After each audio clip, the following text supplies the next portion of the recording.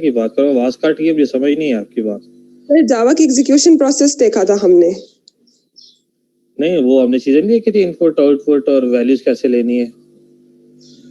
ये सिर्फ स्कैनर का पैकेज। जावा का एक छोटा सा प्रोग्राम आपने करवाया था, ऑडिशन वाला, स्कैनर वाले के ऑडिशन वाले की बात कर रहा हूँ। सम ऑफ टू नंबर्स वो किया था हमने। नहीं, वही मैं बताना चाह रहा था कि हमने ये चीजें देखी थी यानी मुझे याद नहीं आता। चले खैर, ठीक है। तो लास्ट टाइम हमने स्टैक की क्लास का इम्प्लीमेंटेशन की थी। अब जरा हम आते हैं क्लासेस की तरफ, ठीक है। वो जरा एक एप्लीकेशन थी कि जावा प्रोग्राम हमारा एनवायरनमेंट में कैसे लिखा जाता है, क्लासेस कैसे ऐड की जाती हैं, ठीक है। अब जरा उसकी डिटेल में आते हैं। और जहां तक डाटा टाइप्स का ताल्लुक है ना, डाटा टाइप्स यहाँ जावा में थोड़ी सी डिफरेंट है, ठीक है। डिफरेंट इस सेंस में क्योंकि C# में हमारे पास थी आस्की बेस है, यहाँ जो है जावा में यूनिकोड बेस है। तो वो थोड़ी सी डाटा टाइप जैसे जैसे नहीं आती जाएंगे हम डिस्कस करते जाएंगे, ठीक है। अच्छा, अभी हमने सबसे पहले जो डिस्कस करना है वो है क्लासेस एंड ऑब्जेक्ट्स है एंड स्ट्रिंग्स, ठीक है। ये तीनों चीजें भी हमने लेके चलनी है। रिकॉर्डिंग सर, रिकॉर्डिंग हो रही है। रिकॉर्डिंग पॉज हुई है ना, ठीक। अच्छा, किसी ने रिकॉर्डिंग करनी है? तला, हाँ तला तो मौजूद था।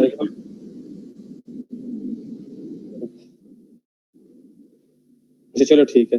तो हमने अब जावा में काम ये करना है कि एक तो बेसिक डाटा टाइप्स भी देखनी है, ठीक है। और आज जो हमने जो काम स्टार्ट किया वो जैसे जैसे प्रोग्राम और आगे बढ़ाते जाएंगे हम बेसिक डाटा टाइप्स ऐड करते जाएंगे, ठीक है। ये हमने एप्लीकेशन के थ्रू देखना है, बाकी डाटा टाइप्स वैसे ही हैं, लेकिन यहाँ बजाय आस्की के यूनिकोड में, ठीक है। उनका डिफरेंस देख लेते हैं, यूनिकोड में होने से हमें बेनिफिट क्या क्या क्या चीजें दिखाता है। उससे पहले हमने अभी जो काम स्टार्ट करना है ना वो क्लासेस है, ठीक है। क्लासेस के साथ साथ स्ट्रिंग्स हैं, यानी स्ट्रिंग के ऑपरेशन क्या क्या परफॉर्म कर सकते हैं, और साथ हमारे ऑब्जेक्ट्स हैं। इनका थोड़ा सा मैं आपको समरी बता देता हूँ कि क्या है। समरी हमारे पास इस किस्म की है कि हमने ये थोड़ी सी बात एस्टेब्लिश करने की कोशिश की थी लास्ट टाइम क्लास में, जब जावा की इम्प्लीमेंटेशन की थी एज अ स्टैक की। तो हमने एक अलग क्लास बनाई थी, ठीक है, लेयर बनाई थी। अब हमने इस लेयर से एक लेयर से दूसरी लेयर में डाटा सेंड करने के हमारे पास यहाँ 3 से 4 तरीके हैं, हमने वो देखने हैं, ठीक है। एक तो हमारा तरीका ये कि हम फंक्शन बना दें दूसरी क्लास में और एज अ पैरामीटर वहां पास करें, लोकल बिहेवियर होगा ना, लोकल वेरिएबल होगा, फंक्शन ही होगा, ठीक है, क्लास में। उसे हम पैरामीटराइज कर देंगे और फिर यहाँ ऑब्जेक्ट आगे फंक्शन को कॉल करेंगे तो हम वहां अंदर यूजर से वैल्यू लेके इसके पैरामीटर कॉलिंग में पास कर देंगे, वो डेफिनेशन में जाकर रिसीव हो जाएगा। एक तो तरीका ये है जो कि हमने स्टैक में ही इम्प्लीमेंट किया था। दूसरा तरीका ये है कि हम वेरिएबल, ये था लोकल के लिहाज से। अब थोड़ा बात करते हैं ग्लोबल के लिहाज से, क्योंकि वेरिएबल क्लास के भी तो हो सकते हैं, लाजमी तो नहीं है फंक्शन के क्लास के भी हो सकते हैं। ऐसे केसेस में हम क्या करते हैं, गेट और सेट बना लेते हैं, ठीक है। गेटर और सेटर बना लेते हैं। गेटर और सेटर के जरिए हम क्या करते हैं, वैल्यू एक्सेस करते हैं, वो भी फंक्शन ही होते हैं। तो ये तो दो हमारे पास बेसिक डाटा टाइप्स हैं ही हैं। तीसरा ये है कि हमने जो यूजर से वैल्यू लेनी है ना, वो हमने लेनी है बजाय कंसोल के, हम वैल्यू यूजर से वैल्यू लेने का तरीका, ठीक है, लेयर में सेंड करने का नहीं, यूजर से वैल्यू लेने का तरीका है वो जी ऑप्शन पेन की क्लास है। एक तो हमने स्कैनर के जरिए ली थी इनपुट यूजर से, और दूसरा हमें जी ऑप्शन पेन के जरिए लेनी है, ठीक है। तो ये हमारे पास दो वेज तो जनरल है। तीसरा जब यूजर से इनपुट कैसे लेंगे, तो इन वेज को जरा भी हम इम्प्लीमेंट करने की कोशिश करते हैं, ठीक है। फिर इसमें हमारे पास एट द एंड आ जाएगा कि डाटा टाइप डबल और फ्लोट, इनमें क्या डिफरेंस है, बाइट और बुलियन ये क्या है, ठीक है। तो इस चैप्टर में ये चीजें हैं जो हमने ओवरऑल देखनी है, ठीक। तो बुक वगैरह में जो है वो आपको बता दी थी और मैं अपलोड कर देता हूँ उसमें, ठीक है, कैनवस में। तो आप लोग देखिए, लिंक आपको आज मैं इंशाल्लाह शाम तक सेंड कर दूंगा, ठीक है। तो इसमें थोड़ी सी चीजें इस किस्म की हैं जो हमें लेके चलनी है, ठीक है। फिर इसमें थोड़ा सा आ जाएगा रेफरेंस टाइप और वेरिएबल टाइप का। सॉरी, तीसरा मेथड जो है वेरिएबल इनिशियलाइज करने का, वो कंस्ट्रक्टर के थ्रू है, ठीक है। एक गेटर सेट में कंस्ट्रक्टर है, कंस्ट्रक्टर के थ्रू भी हमने करना है। ये 3 मेथड है, ठीक है। एक फंक्शन पैरामीटराइज कर दें, एक ये लोकल के लिहाज से, ग्लोबल के लिहाज से क्लास के हम गेटर और सेटर बना लें। 2 बातें होगी। तीसरी जो चीज हमारे पास आ जाएगी वो वाया कंस्ट्रक्टर के जरिए हम चीजें इनिशियलाइज करें। तो ये 3 मेथड है, ठीक है। हाँ, यूजर से इनपुट लेने के हमारे पास 2 मेथड्स हैं। एक तो हमने स्कैनर की क्लास के जरिए देखा है, एक अभी हमने देखा है जियोऑप्शन पेन के जरिए, ठीक है। फिर जरा हम बात को आगे बढ़ाने की कोशिश करेंगे। तो सबसे पहले हम काम क्या करते हैं, यहाँ फाइल में आ जाते हैं, ठीक है। न्यू प्रोजेक्ट है, प्रोजेक्ट क्रिएट कर लेते हैं, ठीक है। जावा एप्लीकेशन है हमारे पास, जावा एप्लीकेशन को बना लेते हैं। यहाँ हम नाम देता हूँ MCS4 यही है ना आपकी, तो यहाँ हम नाम दे देते हैं सबसे पहले किसी का नाम लेकर हम यूजर इनपुट के मेथड पहले देख लेते हैं, ठीक है। ठीक है, यूजर इनपुट पहले देख लेते हैं। इनपुट के 2 मेथड्स हैं, दोनों आप यूज कर सकते हैं, तो जो आपको बेटर लगे आप वो यूज कर सकते हैं।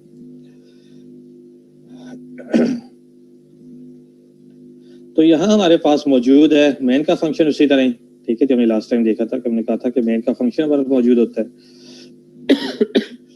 ठीक है। अब आपने सबसे पहले काम क्या करना है, हमने एक तो यूज किया था स्कैनर की क्लास को, ठीक है। अब हमने स्कैनर की क्लास को नहीं यूज करना, हमने किसको यूज करना है, बजाय इसके कि हम स्कैनर की क्लास को यूज करें, हम जियोऑप्शन पेन ये दोनों एक ही क्लास के अंदर देख लेते हैं, ठीक है, ताकि हमें आइडिया हो जाए, ठीक है। तो स्कैनर के लिए हमने क्या किया था, स्कैनर ले आए थे यहाँ, ठीक है। स्कैनर का नाम हमने लेट्स सपोज आई कह देते हैं या इनपुट कह दे, जो भी है, इक्वल टू न्यू। अगर आप स्कैनर करना चाहें, अगर आपको नेम स्पेस का नाम नहीं याद, तो आप यूं भी चीजें लिखना चाहें तो लिख सकते हैं, ठीक है। वो फिर कंपाइलर खुद ब खुद इंपोर्ट कर लेता है। अब देखिए यहाँ मुझे एरर आ रहा है, यहाँ क्लिक करें, ठीक है। कह रहा है import java.util.scanner, ठीक है। हमने स्कैनर इंपोर्ट कर लिया, देखिए import java.util.scanner से इंपोर्ट कर लिया। और यहाँ हम क्या लिखते थे, system.in, ठीक है। तो ये हमारे पास स्टेटमेंट थी, यूजर से इनपुट लेने का तरीका ये था, ठीक है। अच्छा, फॉर एग्जांपल यहाँ मैं एक इंटीजर जे डिक्लेयर कर देता हूँ, फिर हम इसे वैल्यू कैसे लेते थे, हम कहते थे आई डॉट नेक्स्ट के लिहाज से हम कहते थे लेके। अब देखिए इसमें सारी नेक्स्ट के नाम से चीजें मौजूद हैं, नेक्स्ट स्ट्रिंग भी है, ठीक है, ओवरलोडेड है, पैटर्न लेगा, पैटर्न इनपुट लेगा, पैटर्न जो आप देख रहे हैं इसमें क्लास है। अब ये नेक्स्ट स्ट्रिंग भी इनपुट ले सकता है आर्गुमेंट में, ठीक है। नेक्स्ट बिग डेसिमल है, ये डेसिमल का बड़ी रेंज के लिए है, इसका बिग इंटीजर है, ठीक है। इसी तरह अगर आप थोड़ा सा ये बिग इंटीजर का ओवरलोडेड है, ठीक है। नेक्स्ट बूलियन है, नेक्स्ट बाइट है, ठीक है, नेक्स्ट बाइट है, नेक्स्ट डबल है, नेक्स्ट फ्लोट है, नेक्स्ट इंटीजर है, नेक्स्ट इंटीजर आई है, नेक्स्ट लाइन है, ठीक है। अब देखिए नेक्स्ट लाइन और नेक्स्ट हमारी स्ट्रिंग रिटर्न करते हैं, तो आप दोनों में जो मर्जी ले लें। स्ट्रिंग के लिए, इंटीजर के लिए आप क्या कर सकते हैं, डॉट नेक्स्ट का फंक्शन यूज कर सकते हैं, ठीक है। तो हम ये नेक्स्ट का फंक्शन यूज कर देते हैं। अब ये हमें क्या करेगा, इंटीजर रिटर्न करेगा, और इंटीजर हम किसको जाके साइन कर देते हैं, जे को, ठीक है। और हमने जे की वैल्यू यहाँ क्या करती है, इसको हमने दिखा दिया था, ठीक है। ऐसा आउट लिख के अगर आप डबल टाइप करें system.out.println आ जाता है, ठीक है। तो यहाँ अगर आप जे दिखा दे तो आपकी आउटपुट आ जाती है। तो इस तरह ये हमारा मेथड नंबर 1 था, यूजर से इनपुट लेने का तरीका, ठीक है। दूसरा तरीका क्या है, दूसरा तरीका ये कि हम जियोऑप्शन पेन की क्लास यूज कर लें, ठीक है। अब जियोऑप्शन पेन की क्लास यूज करने का तरीका ये है कि आपने क्या करना पड़ेगा, चलिए रन हो जाए, फिर जरा जियोऑप्शन पेन पे आते हैं, ठीक है। जियोऑप्शन पेन भी क्लास है, स्कैनर की क्लास है ना, बजाय इसके कि वो कंसोल से इनपुट ले, ठीक है, रन हो गया। अब मैं यहाँ जो वैल्यू भी दूं, फॉर एग्जांपल ABC दूंगा तो वो एक्सेप्शन आ जाए, क्यों, वो इंटीजर में ABC कन्वर्ट तो नहीं होता ना। तो लेट्स सपोज कोई भी वैल्यू देते हैं, ठीक है, 190 एज इंटीजर जाता हमेशा, सॉरी एज अ स्ट्रिंग जाता है, लेकिन जब नेक्स्ट इंट होगा तो ये क्या कर देगा, उसे इंटीजर बना देगा, ठीक है। तो देखिए हमारे पास इंटीजर आ गया। तो ये पहला तरीका है कि आप स्कैनर की क्लास के जरिए चीजें लें, ठीक है। हमने नीचे कंसोल को यूज किया, ठीक है। अब हम काम क्या करते हैं, बजाय से कि हम स्कैनर को यूज करें, हम यूज करते हैं जियोऑप्शन पेन की क्लास, और वो जरा बेटर अप्रोच है, ठीक है। तो इस सारे को हम क्या करते हैं, कमेंट कर देते हैं, कमेंट कर देंगे, ठीक, ठीक है। लेट्स सपोज हमने सारा कमेंट कर दिया, ये जो पैकेज है हमारे पास इसको भी कमेंट कर देते हैं, ठीक है। और सो मेथड 1 का नाम देके इसको भी जरा हम कमेंट कर देते हैं, ठीक है।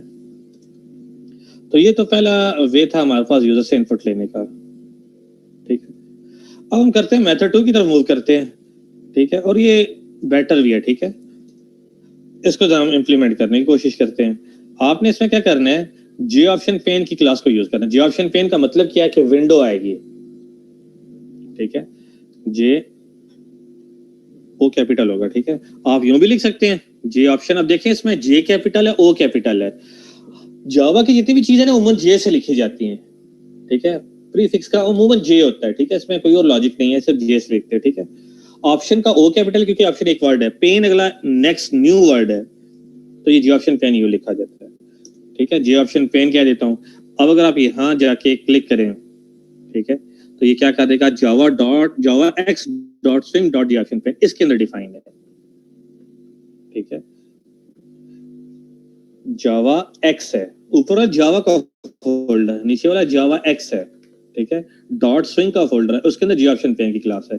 तो याद रखिएगा इंपोर्ट उसी तरह यूज करते हैं जैसे हम क्लास को इंपोर्ट करने जा रहे हैं। ये फोल्डर है, जावा एक्स का फोल्डर है, उसके अंदर स्विंग का फोल्डर है, उसके अंदर जी ऑप्शन पेन की क्लास है। हमेशा आखिरी चीज क्लास होती है, उससे पहले जितने भी होते हैं वो सारे कहते हैं फोल्डर्स होते हैं, ठीक है। ये याद रखिएगा, जैसा जावा फोल्डर है, यूटिल फोल्डर, इसके अंदर की क्लास मौजूद है। जावा एक्स का फोल्डर है, उसके अंदर स्विंग का फोल्डर है, इसके अंदर जे ऑप्शन पेन की क्लास है, ठीक है।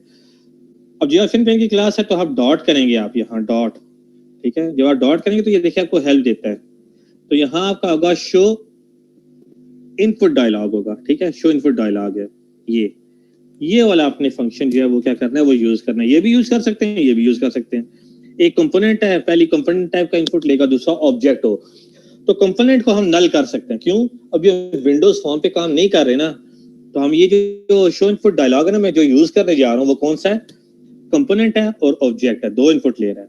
कंपोनेंट जो है वो क्लास है, यानी क्लास का रेफरेंस वेरिएबल लेगा, और दूसरा क्या है, ऑब्जेक्ट डाटा टाइप है। जो लेफ्ट साइड पे कंपोनेंट है ना, ये फॉर्म्स के लिए यूज होता है, फॉर्म के ऊपर डिफरेंट कंपोनेंट्स होते हैं, ठीक है। बजाय इसको हम कंपोनेंट्स यूज करें, हम क्या करेंगे, उसको फिलहाल नल कर दें। क्यों? क्योंकि अभी हम विंडोज फॉर्म पे काम नहीं कर रहे। तो क्या है, शो इनपुट डायलॉग है। इस तरह शो मैसेज डायलॉग भी होता है, ठीक है। दो चीजें, ठीक होगी बात। ये बार बार इन आ जाता है तो हेल्प खत्म हो जाती है, ठीक है। डॉट्स करते हैं, ठीक है। एक तो शो इनपुट डायलॉग है, ये इनपुट लेने के लिए। आउटपुट के लिए क्या है, शो मैसेज डायलॉग है, ठीक है। ये नीचे आ जाते हैं ना, तो ये शो मैसेज डायलॉग जो है ना, ये वाला, ये आउटपुट दिखाने के लिए। देखिए इसमें जो शो मैसेज डायलॉग है, इसमें वही दो आर्गुमेंट्स हैं। पहला कंपोनेंट टाइप का वेरिएबल लेगा, दूसरा ऑब्जेक्ट टाइप। ऑब्जेक्ट टाइप का मतलब है any data type it can be taken, ठीक है। ये कोई भी डाटा टाइप ले सकता है, ऑब्जेक्ट का मतलब ये है। और पहला क्या है, कंपोनेंट, यानी आपने कोई कंट्रोल का नाम था ना, कंट्रोल हम फिलहाल यूज नहीं कर रहे क्योंकि हम फॉर्म पे भी नहीं है, कंसोल पे, तो उसे हम नल पास कर सकते हैं, ठीक है। एक शो मैसेज डायलॉग आउटपुट के लिए है, इसमें आप ऊपर आ जाए, शो इनपुट डायलॉग हमारे पास इनपुट के लिए है। तो ये चीज मैं यहाँ यूज कर लेता हूँ। ये फंक्शन पे क्लिक करिए, देखिए कंपोनेंट है, और दूसरा ARGS से यूज कर लिया। आप इसे रीनेम कर लें, ठीक है। पहला लिखे नल क्योंकि हमारा कोई कंपोनेंट नहीं है अभी, और दूसरा आप यहाँ डबल कोट्स के अंदर लिखे क्या कि हम स्ट्रिंग देना चाह रहे हैं, और यहाँ सेमीकोलन कर रहे हैं। यहाँ आप लिख दें एंटर अ वैल्यू, ठीक है, एंटर अ वैल्यू। अब शो इनपुट डाला कि रिटर्न टाइप क्या है, हमें ये देखा है, उसी वेरिएबल हमें क्या करना पड़ेगा, रिसीव करना पड़ेगा। शो इनपुट डाला कि अगर आप राइट क्लिक करें, ये सिलेक्ट हो गया, राइट क्लिक करके आप नेविगेट में जाएं, ठीक है, गो टू इंप्लीमेंटेशन चले जाएं या गो टू सोर्स चले जाएं। इंप्लीमेंटेशन में चले अभी आपकी, ठीक है। जब आप गो टू इंप्लीमेंटेशन में जाएंगे तो आप देखेंगे हमने इसकी चेक करनी है कि इसकी रिटर्न टाइप क्या है। शो इनपुट डायलॉग ये वाला हमने यूज किया हुआ है, इसकी रिटर्न टाइप क्या है, स्ट्रिंग है, ठीक है। इसके हमारे पास रिटर्न टाइप क्या है, स्ट्रिंग है, और ये स्टैटिक फंक्शन है क्योंकि जी ऑप्शन पेन क्लास के नाम पे मैं कॉल कर रहा हूँ, ठीक है। अब देखिए इस इंप्लीमेंटेशन की नजर नहीं आ रही, ठीक है। अगर मैं इसे ओपन करना चाहूँ, लिखा अंदर कंपाइल्ड कोड, बस, और कुछ भी लिखा हुआ अंदर, मैं कोड दिखा नहीं रहा। लेकिन फंक्शन का नाम क्या है, ये दो से पैरामीटर्स आ दिए हैं, रिटर्न टाइप स्ट्रिंग है। तो रिटर्न टाइप स्ट्रिंग है तो मैं इसे किस में रिसीव करता हूँ, स्ट्रिंग के अंदर रिसीव कर लेता हूँ। यहाँ स्ट्रिंग एस कैपिटल लिखा जाता है, ठीक है। स्ट्रिंग कैपिटल ऐसे साथ लिखा जाता है। लेट्स स्ट्रिंग एस कहता हूँ, ये हमने ले ली वैल्यू, इनपुट जो हमारे पास किस में आ जाएगी, एस के अंदर आ जाएगी, ठीक है। अब ये मैंने वैल्यू दिखानी है तो क्या करूंगा, जे ऑप्शन पेन, वही। अब मैंने वो स्मॉल लिख लिया, अब ये मुझे हेल्प नहीं देगा, इसमें ये प्रॉब्लम्स है, ठीक है। तो आपने क्या करना है, यहाँ जे ऑप्शन का ओ कैपिटल लिखना है, ये ऑप्शन पेन आ गया। अब यहाँ मैं क्या यूज करूँ, शो मैसेज डायलॉग होगा, इनपुट डायलॉग इनपुट के लिए, मैसेज डायलॉग आउटपुट के लिए। तो यहाँ नीचे आ जाते हैं, ठीक है। शो मैसेज डायलॉग में ये वाला यूज कर रहा हूँ, ठीक है। अब आप चेक करिए, दो आर्गुमेंट ले रहा है, पहले कंपोनेंट है, कंपोनेंट वही मैंने कहा विंडो के लिए होता है, तो विंडो यूज नहीं करता तो आप नल कर दें, यहाँ नल करना है, ठीक है। और यहाँ जो आपने मैसेज दिखाना है वैसा आ गया, देखिए मेरे पास ऐसा आ गया, ठीक है।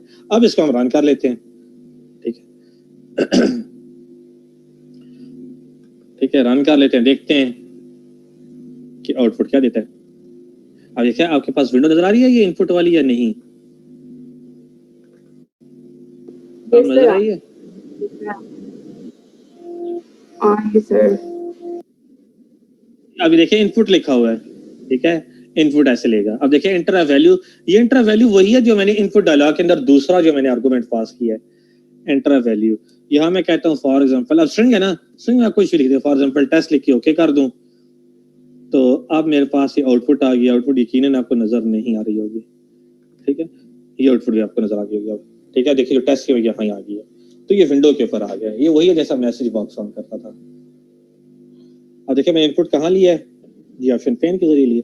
तो जी ऑप्शन पेन जो आपको विंडो की फॉर्म में इनपुट लेना और आउटपुट दिखाने का काम कराता है, ठीक है, ऐसी क्लास है ये, ठीक होगी। तो दूसरा तरीका ये कि आप इनपुट यूं ले सकते हैं।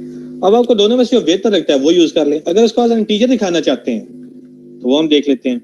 यार ये क्या मुसीबत है, ज़ूम पे काम करना भी जो है ना,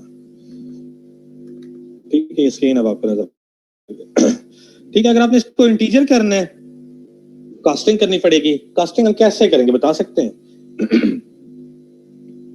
यहां मुझे क्या कर देना चाहिए, इंटीजर कर देना चाहिए, ठीक है। अब यहां जो है ये स्ट्रिंग रिटर्न करेगा, टाइप स्मैश का एरर आ रहा है। तो यहाँ वैसे तो हम नेक्स्ट करते थे इंट, वो स्कैनर की क्लास का ऑब्जेक्ट था जो हम लेते थे ना, scanner input is equal to, ये देखें यहाँ जो मैंने नीचे किया ये नेक्स्ट इंट, ये जो आई है ना ये ऑब्जेक्ट है स्कैनर क्लास का, इसका मतलब ये फंक्शन स्कैनर क्लास का है। यहाँ मुझे कैसे कास्टिंग करें क्योंकि स्कैनर क्लास तो मैं यूज ही नहीं कर रहा। तो यहाँ आपने जो कन्वर्जन करनी है वो लिखना है इंटीजर, ठीक है, डॉट पारसेंट का फंक्शन होगा, ठीक है। इंटीजर ये इंटीजर स्मॉल नहीं, स्पेलिंग वाला देखिए ना, ठीक है। इंटीजर आई कैपिटल होगा, INTEGR, इंटीजर डॉट होगा पारसेंट के नाम से, यहाँ फंक्शन होगा ये पारसेंट। इससे पार्स और भी चीजें होंगी, ठीक है, आप करना चाहे तो कर सकते हैं। ये पारसेंट है। अब देखिए इसके अंदर आप स्ट्रिंग पास करेंगे, तो ये स्ट्रिंग को मैं यहाँ से डिलीट कर रहा हूँ। इसके अंदर आपने क्या लिखना है, G option pane dot show input dialog, ये सारे का सारा आर्गुमेंट यहाँ से मैं कट कर रहा हूँ, इसके अंदर जाके पेस्ट कर रहा हूँ। अब ये मुझे क्या रिटर्न करेगा, इंटीजर रिटर्न करेगा, ठीक है, ठीक होगी बात। अब ये मुझे क्या कर रहा है, इंटीजर रिटर्न कर रहा है, और इसमें चीजें जाके हमारे पास क्या हो जाएंगी, वैल्यूज इसमें जाके शो हो जाएंगी। यहाँ हम लिखते हैं फॉर द 123 है, ठीक है, ओके करते हैं, देखिए 123 इसमें डिस्प्ले बन के दे दिया, ठीक है। तो आपने क्या करना है, इंटीजर डॉट पारसेंट, इंटीजर ये क्लास है, क्लास यूज हो रही है, आई कैपिटल है, स्मॉल इंट नहीं है, ये आई कैपिटल वाला है, पूरा लिखा है, ठीक है। अगर इंट लिखूंगा वो डाटा टाइप बनी थी, ये जो इंटीजर है ये क्लास को रिप्रेजेंट कर रहा है, ठीक है। ऐसे राइट क्लिक करके इसकी नेविगेट करके गो टू इम्प्लीमेंटेशन कर लेते हैं, देख लेते हैं इसकी डिटेल, ठीक है। ये देखिए इंटीजर रिटर्न कर रहा है, पारसेंट की क्लास है, इनपुट पे क्या ले रहा है, स्ट्रिंग ले रहा है। अंदर कोड मुझे नजर नहीं आ रहा, लिखा हुआ कंपाइल्ड कोड बस, ठीक है। अब ये चेक कर लेते हैं कि ये बना किस में है, तो ये एक्सटेंड्स किसे कर रही है, नंबर को कर रही है, ठीक है। ये देखेंगे नंबर से क्या मुराद है, इंप्लीमेंट्स कंपेरेबल इंटीजर क्या मुराद है, इससे क्या मुराद है, फाइनल क्यों यूज करते हैं, ठीक है। ये हम आगे जाके देख लेते हैं, ठीक होगी बात। तो इस तरह आप हेल्प देख सकते हैं। अभी इंटीजर को मैंने क्लास कैसे कहा, लेकिन इंट जो है वो डाटा टाइप है, ठीक है। तो इस तरह आपने यूजर से इनपुट लेने का ये दो तरीके हैं। अब आप जैसे इनपुट ले लें ये आपकी मर्जी है, ठीक है, कमेंट में मौजूद रहेगा आपके पास, ठीक होगी बात। अब हमारे बल्कि से अनकमेंट करता हूं, मुझे नया प्रोजेक्ट बनाना पड़ेगा।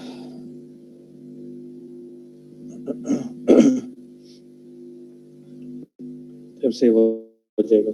तो यहाँ किसी कोई सवाल है पूछना चाहे तो पूछ सकते हैं। आप इन दोनों मेथड से यूजर से वैल्यू लेने के लिए आप जैसे मर्जी यूज कर लें, कंसोल से लेना चाहते हैं या विंडो से लेना चाहते हैं आप यूज कर सकते हैं। As it is values use करना चाहे तो आप यूज कर सकते हैं, ठीक होगी बात?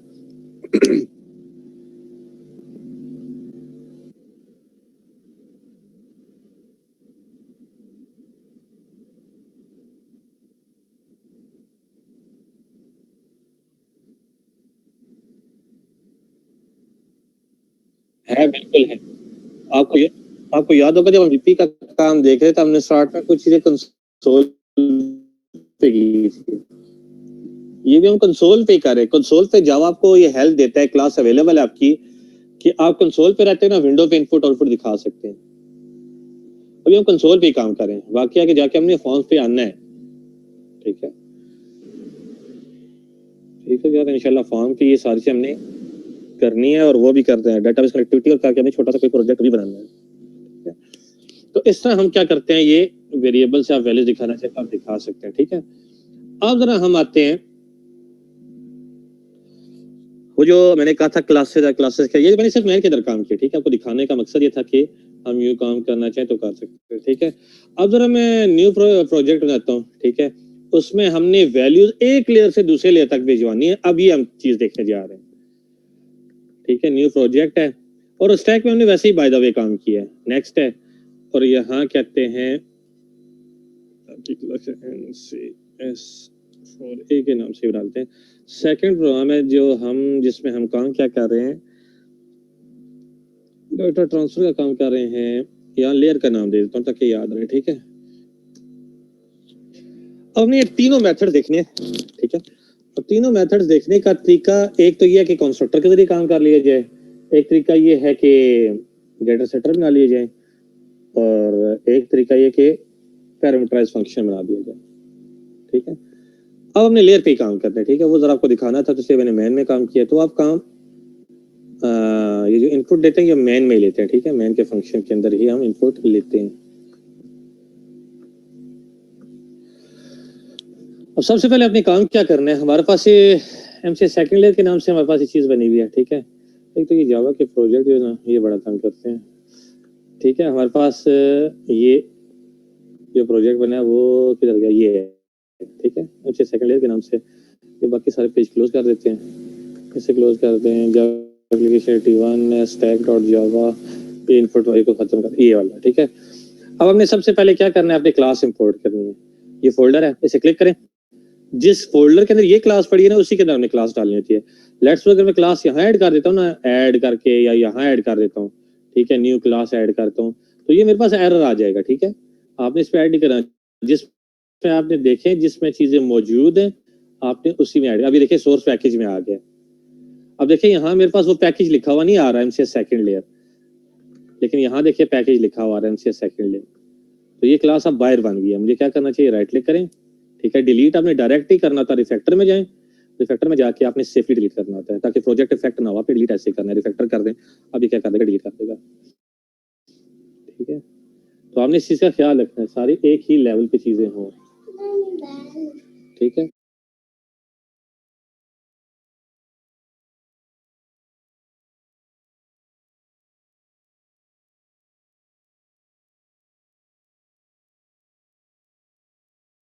ठीक होगी बात। तो आपने अब क्या करना है, इसी लेवल पे क्लास बनाती है। राइट क्लिक करें, न्यू है। ठीक है, और ये जावा क्लास है। क्लास का नाम हम यहाँ लेयर ही नाम रख देते हैं। ठीक है,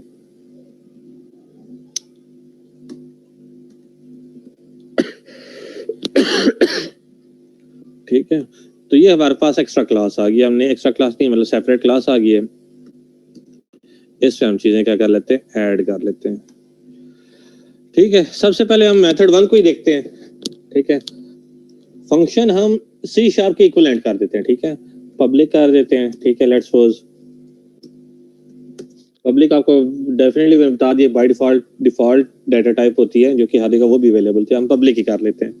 ठीक है, क्या सबसे पहले पब्लिक का कीवर्ड आता है, उसके बाद फंक्शन की कोई ना कोई रिटर्न टाइप होती है, वॉइड आ गया। उसके बाद फंक्शन का नाम जो भी आप रखें, तो यहाँ फंक्शन ही रख देते हैं। ठीक है, फंक्शन की पहचान क्या है, ये 2 ब्रैकेट्स हैं और फंक्शन की अपनी क्या होती है, बॉडी होती है। ये हमने बॉडी बना ली।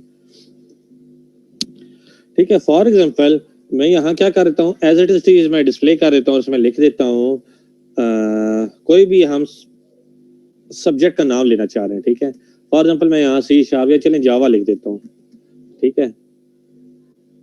अब मैं आता हूँ मेन क्लास के अंदर, ठीक है। मेन क्लास के अंदर मैं आ जाता हूँ और यहाँ मैं बनाता हूँ लेयर के नाम से ऑब्जेक्ट एक बना लेता हूँ, ठीक है। ओ के नाम से हमने ऑब्जेक्ट बना लिया, इक्वल टू न्यू है, लेयर के नाम से हमने क्या कर लिया, ऑब्जेक्ट बना लिया, ठीक है। ऑब्जेक्ट बन गया। अब हमने क्या करना है, ओ अगर मैं डॉट करता हूँ तो आप देखिए फंक्शन को कॉल करना चाहिए तो कर सकते हैं, बिल्कुल कर सकते हैं। फंक्शन आपके पास कॉल होके आ गया। अभी तो ये सादा सा प्रोग्राम है, इसे हम रन करके देख लेते हैं। लेकिन इसे जब भी आप रन करेंगे हमेशा आउटपुट क्या देगा, जावा देगा। हमेशा इसने आउटपुट क्या देना है, जावा ही देना है। तो इसका मतलब ये हुआ कि ये हमारे पास ये यूजर के लिए फिर काम तो ना हुआ, यूजर साथ इंटरेक्ट ही नहीं कर रहा। जब भी आप रन करेंगे जावा आ रहा है। इसका मतलब ये अगर एप्लीकेशन किसी को आप दे भी देते हैं ना, वो कहेगा मुझे पता है इसका आंसर हमेशा जावा है, तो ये फिर काम की तो ना हुई। एटलीस्ट यूजर से इंटरेक्ट तो करना चाहिए, यूजर जो नंबर दे वही आना चाहिए। तो फिर हम क्या करते हैं, अब ये वॉइड है, वॉइड की वजह से चीजें फिक्स हो गई हैं, system dot out dot println हमने लगाना पड़ा। अब मुझे क्या करना चाहिए, यूजर से वैल्यू लेनी चाहिए, यूजर से इंटरेक्ट करना चाहिए। तो मुझे यहाँ क्या करना चाहिए, पैरामीटर पास करना चाहिए। स्ट्रिंग आ गया, लेट्स उसे कहते हैं स्ट्रिंग एस कह देते हैं, और यहाँ हम क्या दिखा देते हैं, एस दिखा देते हैं। लेकिन एस दिखाना नहीं है, एस को हमने क्या करना है, रिटर्न करना है, ठीक है। अब ये रिटर्न कर रहे हैं, रिटर्न जो कर रहे हैं एस को कर रहे हो, इसके स्ट्रिंग है, तो मुझे यहाँ डेटा टाइप को क्या करना चाहिए, स्ट्रिंग करना चाहिए। अब आप इस पे डिफरेंट किस्म के ऑपरेशन परफॉर्म करना चाहिए, इस वेरिएबल पे परफॉर्म कर सकते हैं। अगर कोई इंटीजर है, मल्टीप्लिकेशन है, डिवीजन है, या कोई स्ट्रिंग है, कंकैट करना चाहते हैं, जो भी ऑपरेशन परफॉर्म करना चाहते हैं आप कर सकते हैं इस पे, ठीक है। फिर एंड पे जाके से दिखाएं, ठीक है। तो वो ओरिजिनल वैल्यू नहीं आएगी, वो चेंज वैल्यू आ जाएगी फिर। तो जब हमने देखे पैरामीटराइज कर दिया, अब जब पैरामीटराइज कर दिया, ठीक है, अब मुझे यहाँ क्या करना चाहिए, सबसे पहले तो स्ट्रिंग वेरिएबल बनाना चाहिए। लेट्स ऐसी नाम बना लेते हैं, ठीक है। और ये मैं इसको यहाँ पास कर देता हूँ, ठीक है। एटलीस्ट एरर तो खत्म हो ना। अब इसको क्या करता हूँ मैं, इनिशियलाइज करना चाहिए मुझे। तो एस को मैं इनिशियलाइज कैसे करता हूँ, जे ऑप्शन पेन, जे भी कैपिटल है, ओ भी कैपिटल है, ठीक है। जे ऑप्शन पेन आ गया, ठीक है। Dot show input dialog, input ले रहा हूँ ना, इनपुट डायलॉग पे आप आ जाए। ये वाला फंक्शन है कंपोनेंट ऑब्जेक्ट वाला, हमने ये सिलेक्ट कर लिया, इसको हम क्या देते हैं, नल, क्योंकि कोई कंपोनेंट नहीं है। और यहाँ जो मैंने मैसेज देना है, यहाँ जो चीज होती है कि आप मैसेज क्या दे रहे हैं, तो यहाँ मैं मैसेज देना चाहता हूँ एंटर कोर्स नेम का नाम देता हूँ, ठीक है। और ये हमने जाके असाइन कैसे कर देना है, स्ट्रिंग एस को, ठीक है, ये हमने असाइन कर दिया और ऐसा हमने फंक्शन के अंदर पास कर दिया, ठीक है। अब इसे मैं रन कर देता हूँ, ठीक है। लेट्स मैंने रन कर दिया है। अब रन करने के बाद ये मेरे से प्रॉम्प्ट करेगा, ठीक है, एंटर कोर्स नेम। देखिए एंटर कोर्स नेम वही है जो मैंने यहाँ लिखा था, एंटर कोर्स नेम, ठीक है। अब लेट्स मैं यहाँ जावा का नाम दे देता हूँ, ओके करता हूँ। आउटपुट तो कोई नहीं है मेरे पास। इसका मतलब ये है आउटपुट इस वजह से नहीं क्योंकि यहाँ रिटर्न की स्टेटमेंट लिखी हुई है, ठीक है। फंक्शन का रिटर्न स्ट्रिंग है। तो मुझे क्या करना चाहिए, इसका मतलब यह है कि अगर आपने फंक्शन कोई ना कोई रिटर्न टाइप हो, उसी वेरिएबल में आपको रिसीव भी करनी चाहिए। अब यहाँ आप नया वेरिएबल बना सकते हैं और एस को रीयूज भी कर सकते हैं, ठीक है। लेट्स नया वेरिएबल बना देते हैं, ठीक है। और इससे मैं again G option pane dot show message dialog पे करके मैं दिखा देता हूँ। यहाँ से कर ली कॉपी, ठीक है, यहाँ कर दिया paste dot show message dialogue, ये वाला, ठीक है, ये यूज कर लिया। इसे कहते हैं नल है पहला आर्गुमेंट, और दूसरे में हम क्या शो करना चाह रहे हैं, टी को शो करना चाह रहे हैं। तो ये अब आपसे रन करते हैं।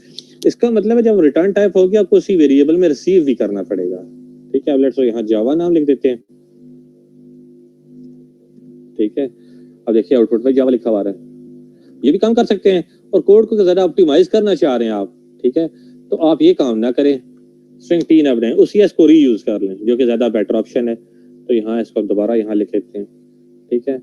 अब आप इसको अगेन रन कर दें, कोड थोड़ा ऑप्टिमाइज होगा। देखिए एंटर यहाँ कोर्स नेम लिखा हुआ है, ठीक है। अब यही कोर्स नेम जो है आपके पास जावा में लिखा हुआ आ जाएगा, ठीक है। बिल्ड कर देते हैं, रन हुआ है ऑलरेडी एक, ठीक है, हमारे पास ऑलरेडी रन हुई भी इनपुट है। एक तो मुसीबत हमारे पास ये है कि जावा का एनवायरनमेंट थोड़ा सा करता है प्रॉब्लम, ठीक है। ये इनपुट आ गया।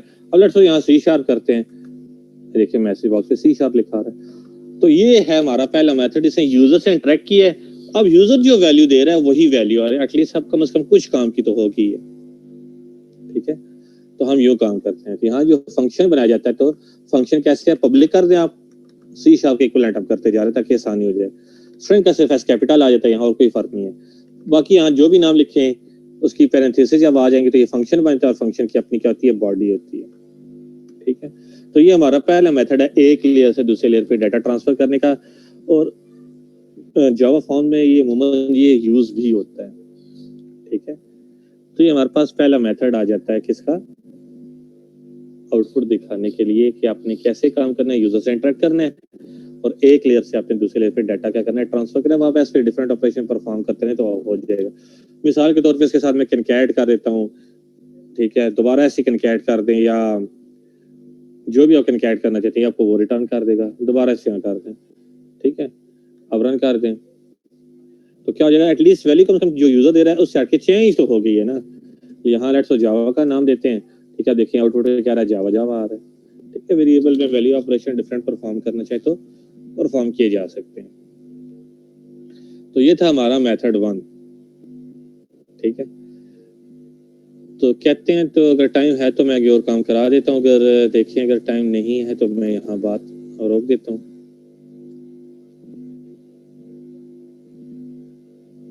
9:30 हो गए हैं, तो इतना काफी आज के लिए सर इतना काफी आज के लिए। चलें। Excuse me sir. जी बोलें। सर ये जो आपने दोबारा से वैल्यू लेके वो रिटर्न टाइप को उसको वैल्यू असाइन की थी, ये बात दोबारा एक्सप्लेन कर दें प्लीज।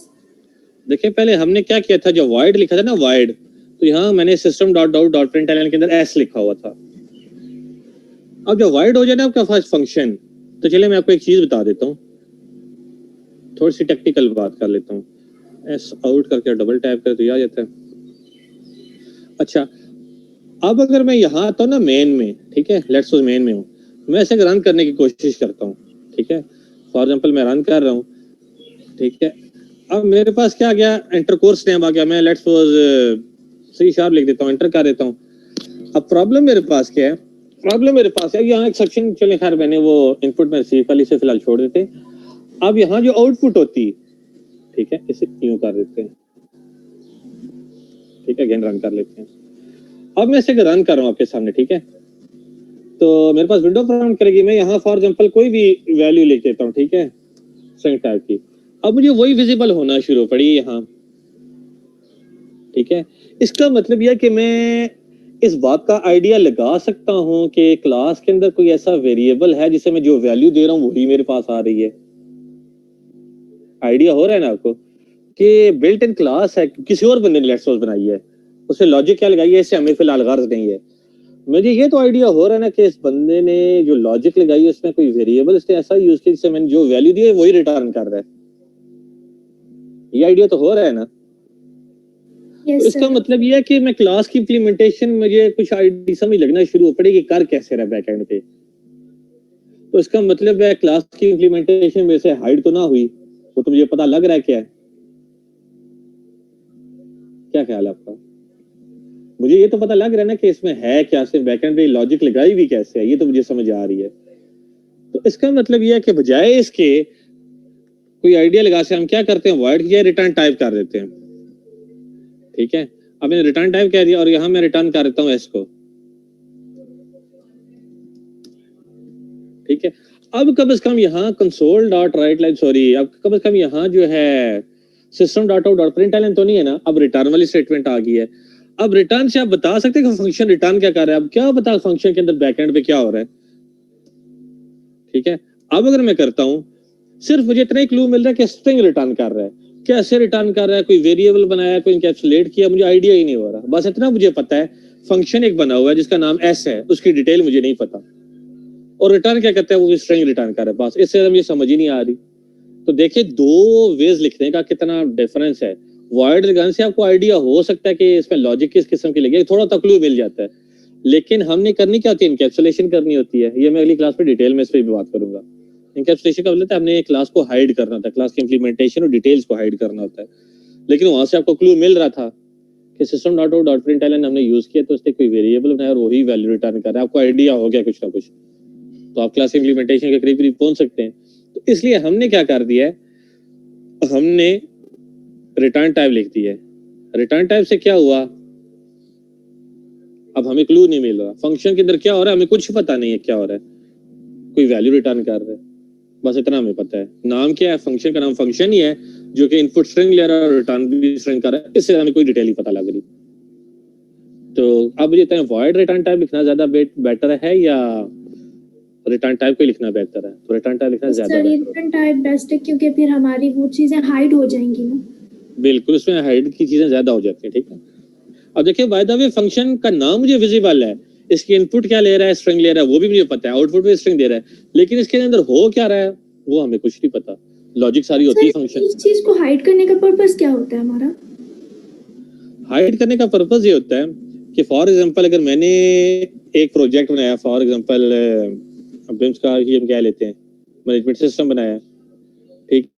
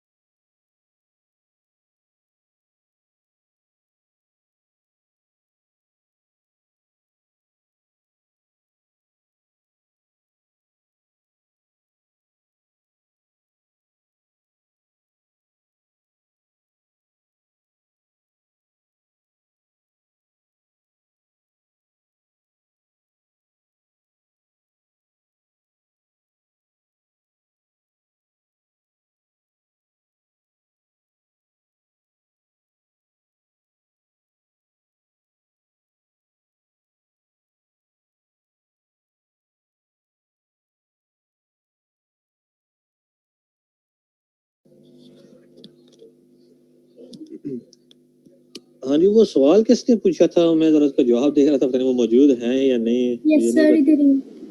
अच्छा, तो उसमें ये होता है ना, लेट्स सपोज अगर कोड या चीज, अगर मैं विंडोज का कोड, अगर फॉर एग्जांपल माइक्रोसॉफ्ट वाले ने विंडोज बनाई है, ठीक है, वो सारा कोड अगर पब्लिक को अवेलेबल कर दें, कल को इसमें थोड़ी सी शेयर नहीं करके का मैंने ऑपरेटिंग सिस्टम बनाया हुआ है, हालांकि बैकएंड में मैंने तो किसी और की होगी, ठीक है, इसलिए हम चीजों को हाइड रखते हैं। ठीक होगी बात? Yes sir. तो क्लासेस इसलिए इंट्रोड्यूस इसलिए की गई थी कि चीजें हमारे पास क्या रहे, हाइड हो जाए। यही वजह कि फंक्शन के अंदर हम लॉजिक लिखते हैं, क्लास के अंदर फंक्शन है, फंक्शन के नाम लॉजिक लिखते हैं, ठीक है, ताकि फंक्शन का नाम और इनपुट और आउटपुट जो क्या इसके यूजर को विजिबल रहे, लेकिन उसकी लॉजिक विजिबल ना रहे। ठीक है, वो ये थोड़ी सी बात होती है।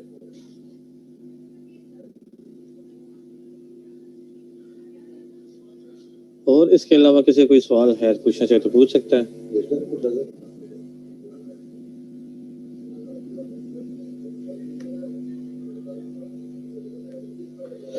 अच्छा, तो मेरी जो है ना ट्यूसडे को आपके साथ क्लास नहीं हो सकी थी, ठीक है, तो वो इंशाल्लाह मेरा इरादा यही है, फिलहाल इरादा है, वो कंप्लीट होता है या नहीं होता है एक अलग बात है।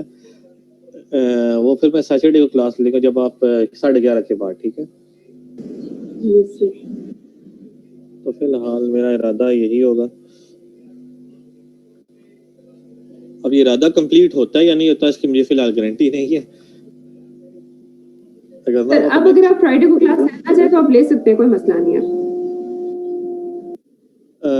या चले, हो सकता है फ्राइडे को ही ले लो, अगर बता दूंगा आपको। आपको फ्राइडे फ्री होता है ना वैसे आपका? Yes sir. चलिए, माइट बी पॉसिबल फिर ये है कि फ्राइडे को ले लूं किसी टाइम, ठीक है। वो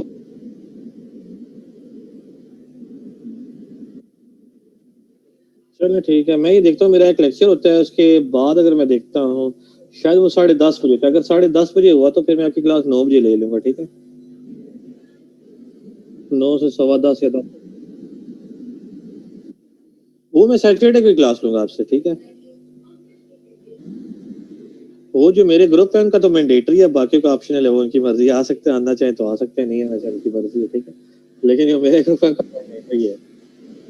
तो उस सिलसिले में मैं एक जी, उन एरर तो आएंगे ना, एरर तो आ रहे होंगे, हमें फिलहाल उससे गर्ज नहीं है। अच्छा, जो मैं थोड़ी प्रोजेक्ट के हवाले से जो एक 2 मिनट लेना चाहूंगा, इससे ज्यादा नहीं लूंगा, वो ये कि बाकी जो आए थे ना मेरे पास लास्ट डे, जो सैटरडे को आए थे, उनको जो काम दिया था इम्प्लीमेंट करने वाला, उन्होंने मुझे सैटरडे को लाजमी दिखाना है, जितना भी हुआ। मैं ये नहीं कहता कि आप कितना करें, वो तो जाहिर बात है, स्टार्ट में करेंगे थोड़ा प्रॉब्लम तो आता है, जितना भी हो एटलीस्ट आपने दिखाना है लाजमी।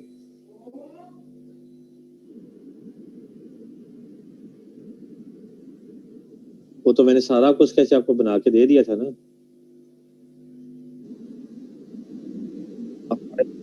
एरर आता है ना, अगर एरर आता है तो आपने मुझे बताना है, मैं आपके साथ होकर रिमूव करा दूंगा, ठीक है। लेकिन अभी सर, इसमें वो जो तो चीज मैंने आपसे पूछा था कि वो जब सर एक्सटर्नल केसेस इंप्लीमेंट करने जब की थी मैंने, तो वो क्या होता है कि जब दोबारा मैं उसको ओपन करती हूँ ना 1 दिन के बाद, तो वो एक्सटर्नल में चेंजिंग नहीं होती सर। तो फिलहाल के लिए मैंने वो सोल्यूशन निकाला था कि वो पेस्ट करके एक और नई एक्सटर्नल फाइल क्रिएट करके, तो उसमें वो ये सब बहुत मिस्टेक था। होना तो ऐसे ठीक है, लेकिन देख लेता हूँ उसका, ठीक है। यस सर मैं बार ठीक है सर।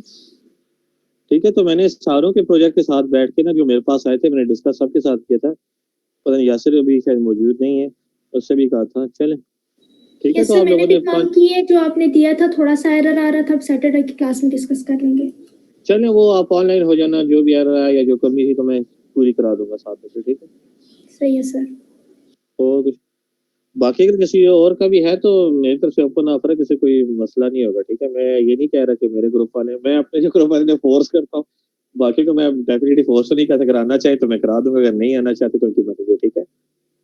ये सब के लिए, क्योंकि मेरे लिए सारे, मतलब जो एक बंदा है वैसे के वैसे ही सारे जो 48 है, वो बाकी वो भी मेरे लिए सेम ही है, ऐसी बात नहीं है कि किसी की वेटेज ज्यादा है मेरे पास, ठीक है। अच्छा, अब किसी का कोई सवाल है पूछना चाहे पूछ सकते हैं, उसके बाद आप जाना चाहे तो जा सकते हैं, जा सकते हैं।